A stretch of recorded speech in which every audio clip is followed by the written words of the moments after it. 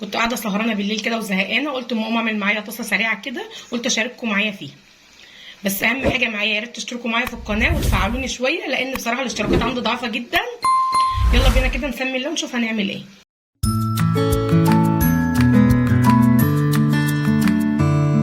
Audio Jungle. جبت طاسه كده معايا على البوتاجاز، حطينا فيها شويه زيت، نزلت عليهم كده بصلايه قطعها صغيره كده. الولاد بقى جعانين بالليل، قلت اقوم اعمل لهم كده ايه، حاجه خفيفه سريعه بسرعه. حمر البصلايه كده تاخد بس لون خفيف، انزل عليها فصين توم وقطعهم برضو معايا حتت صغيره. ناخد بس كده معانا ريحه التوم. وصفه ما خدتش معايا 5 دقايق وسريعه. انزل عليها بقرن فلفل حار بارد بقى حسب ما انت عايزه، دوبك ياخد برضو معايا كده لون. في 5 دقايق بتكون جاهزه معايا.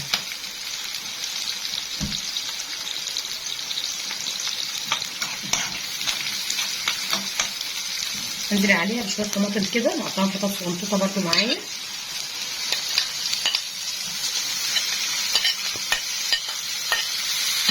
اقلبها كده معايا. شويه بهارات، اي بهارات موجوده عندك انت حطيها. ده كان معايا كزبره وكمون. هحط عليها لحد كده ما الطماطم تتسبك معايا. حطيت بقى شويه الملح كده معانا. اقلب الملح كده. الطماطم طبعا اتسبكت معايا خالص اهي. اطفيها بقى بشويه خل صغيرين واي صوص عندك.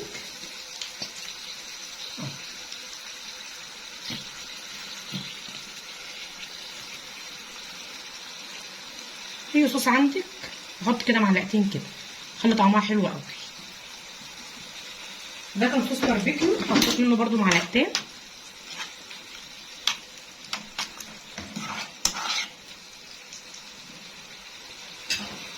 شويه بقى بطاطس كده محمرين، حمرناهم معانا في قلب الزيت، انزل عليهم فيه. نقلبها بقى كده، ريحتها تحفه.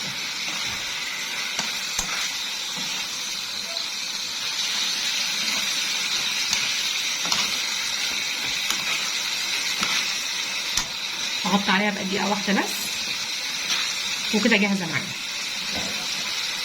شايفين شكلها جميله جدا. خد حته بقى كده اوريكم، فظيعه. جربوها كده، جميله جدا. كده خلاص وصفه النهارده خلصت.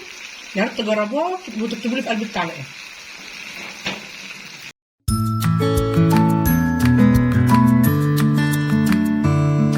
Audio Jungle.